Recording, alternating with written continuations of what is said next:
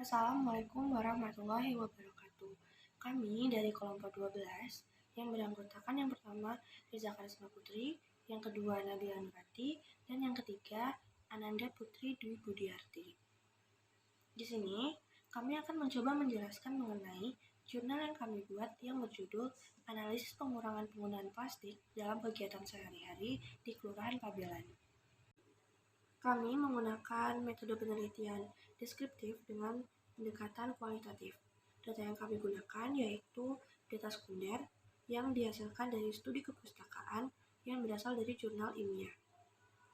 Tujuan dari penelitian ini yaitu untuk memberikan gambaran mengenai penggunaan plastik, dampak dari penggunaan plastik, dan cara pengelolaan plastik agar tidak menjadi sampah plastik yang menumpuk. Sampah plastik merupakan jenis sampah anorganik yang tidak dapat diuraikan begitu saja. Butuh waktu bertahun-tahun agar plastik tersebut dapat terurai. Sampah plastik merupakan salah satu komponen terbesar dari limbah berbahaya jika tidak dipantau secara bijaksana dan didukung oleh infrastruktur yang memadai. Dampak yang dihasilkan oleh penumpukan sampah plastik yaitu pencemaran lingkungan, baik pencemaran tanah maupun pencemaran laut.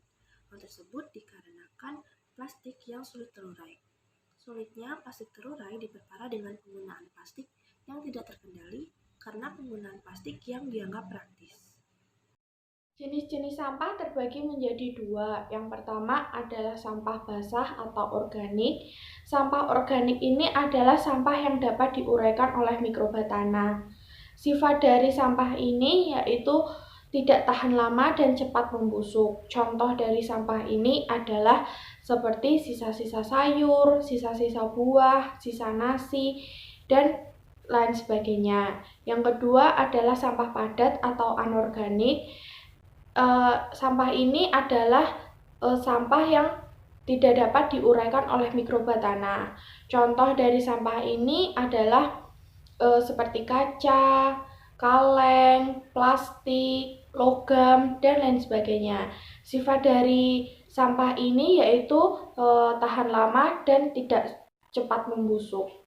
Mengurangi sampah plastik dapat juga dilakukan dengan cara daur ulang sampah plastik. Terdapat 4 cara daur ulang sampah plastik. Yang pertama adalah daur ulang secara primer, yaitu mendaur ulang sampah plastik menjadi produk dengan kualitas sama dengan barang aslinya. Yang kedua adalah sekunder, yaitu mendaur ulang sampah plastik yang dapat menghasilkan produk sama seperti aslinya. Yang ketiga adalah tersier, yaitu mendaur ulang sampah plastik menjadi bahan kimia. Dan yang keempat adalah quarter, yaitu proses memulihkan energi yang terkandung dalam sampah plastik tersebut. Berikut adalah dampak negatif yang muncul jika plastik tidak diolah dengan baik. Yang pertama, plastik berbahaya bagi kesehatan manusia. Yang kedua, plastik mengancam kelestarian satwa liar. Yang ketiga, plastik merusak air, tanah, dan bumi. Yang keempat, plastik meracuni rantai makanan. Dan yang kelima, plastik merugikan berbagai sektor kehidupan manusia. Secara umum, cara pengelolaan sampah yang dapat dilakukan oleh masyarakat adalah dengan menggunakan pendekatan 5R. Yang pertama, reuse atau menolak produk atau aktivitas yang akan menghasilkan limbah. Yang kedua, reduce, mengurangi penggunaan produk atau aktivitas. Yang ketiga, reuse, penggunaan kembali barang yang dapat digunakan. Yang keempat, recycle, membuat barang lebih bernilai dari barang bekas. Yang kelima, road atau mengurangi sampah organik menjadi pupuk kompos.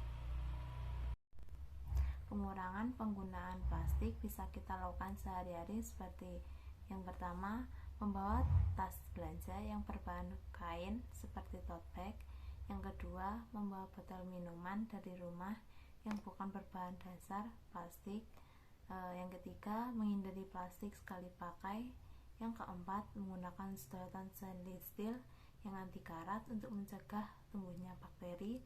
Yang kelima, mendukung proyek atau komunitas bebas plastik di daerah sekitar. Yang keenam, menggunakan atau membawa bekal makanan dari rumah. Yang ketujuh, menggunakan botol refill. Yang kedelapan, menyortir sampah di rumah seperti sampah basah maupun sampah kering, terus yang bisa didaur ulang maupun tidak bisa didaur ulang. Pengelolaan sampah yang baik merupakan tanggung jawab bersama, sehingga implementasinya tidak dapat dilihat secara sepihak pada lapisan tertentu saja.